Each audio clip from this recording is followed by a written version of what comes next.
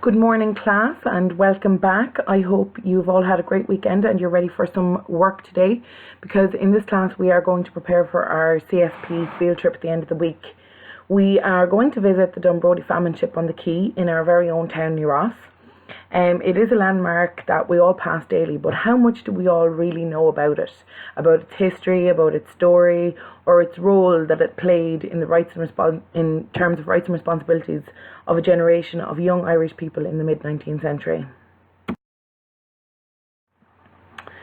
So the aims of today's lesson are to define the field study, to discuss the local history of the famine ship, the Dunbrody, and to identify what human rights were suppressed in the Great Famine and what role the Dunbrody ship played in the famine.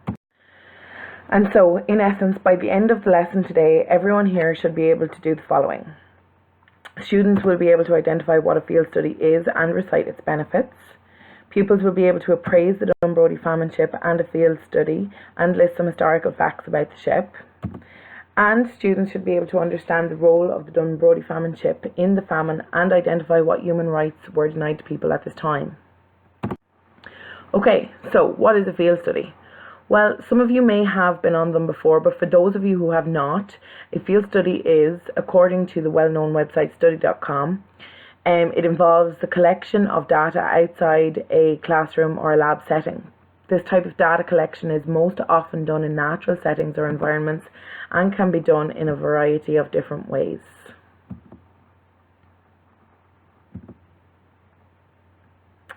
And just for you guys information, especially for those of you who may not be looking forward to this trip, I have just listed here some of the benefits of the trip. It's really just a list of the benefits of doing a field trip in general. So they include that they are fun and engaging. Field trips meet a variety of learning needs. They enhance deep active learning. Student bonding enhances the learning experience and creates a good learning community. Field trips give instructors the opportunity to get to know their students in greater depth. It gives the teacher an insight into the students' points of view. It's spontaneous and it's student-centered. And then it links theory to action, which is really important. Okay, so now we're just going to have a brief look at the history of the Dunbrody famine ship itself. The original Dunbrody was built in 1845 in Quebec in Canada by an Irish immigrant from County Derry called Thomas Hamilton Oliver. She was commissioned as a cargo ship along with 7 sister ships by William Graves and Son, a merchant from right here in New Ross. She took just 6 months to build, and her first master captain was John Baldwin, who captained her from 1845 to March 1848. But why did we need famine ships? Well, in 1845, the potato blight killed the staple crop of Irish farmers, the potato. It was a huge economic blow, which was further aggravated by disinterest and hostility shown toward Ireland by British politicians. Remember, the Irish were already living close to poverty with suppressed rights under British rule at this time. But this particular lack of action led to a famine. Within 7 years, 1 million people died of starvation and 1.5 million had emigrated. Essentially, a new pattern of mass immigration was in place, and this would continue for a century and a half. So many people left Ireland during the famine, and there were not enough passenger ships to carry them all. So Graves, seeing an opportunity to make some money, fitted out his cargo vessels with bunks to meet the extra demand, fairly similar to the one you see right here on the screen. Between 1845 and 1851, the Dunbrody carried thousands of immigrants to North America.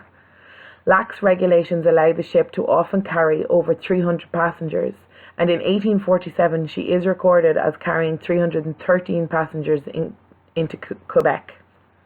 On this map here, you can see the travelling route highlighted by the red line from New Ross in Ireland right through to Canada.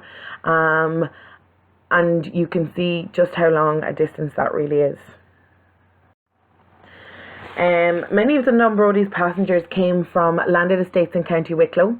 Their journey to meet the Dunbrody alone is just shown here on the map with the pink lines. Okay. So the end of the Dunbrody famine ship. Well, the Graves family continued to operate the Dunbrody until 1869, when they then sold her to another company.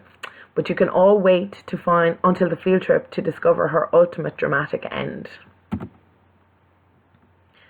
Okay, so I think it's fair to say that these famine ships, or coffin ships as they became known, were pretty grim places, and while they did offer people a slight chance of a happier, more prosperous future somewhere over the horizon, even boarding the Dunbrody and other ships like her was a massive risk to a person's health and life due to the high death rates recorded on them. So everyone is entitled to basic human rights, regardless of income, nationality, gender, disability, or background. These human rights have been established to ensure a dignity of everyone is properly and equally respected, so that each person will be able to fully develop. Denial of these human rights is oppression. What human rights were denied to people which led to the need for family ship?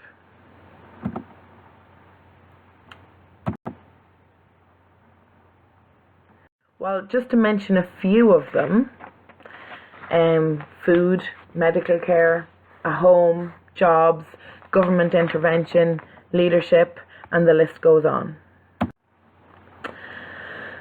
So, along with rights comes responsibility. A responsibility to act in a certain way that is in keeping with our own rights and those of others. Just having a read of this list here, they are a list of some of the rights we are all entitled to. But then we are all responsible for our actions too, and for denying others' rights. So for example, bullying denies a person's rights. Okay, your guys' homework.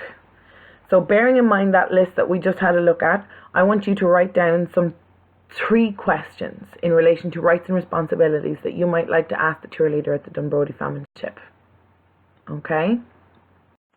And then, just to recap, making sure that you guys have filled in your handout over the course of this class, I just want you to be able to make sure that these 4 questions are answered at the bottom of the page. Okay, thanks for your attention.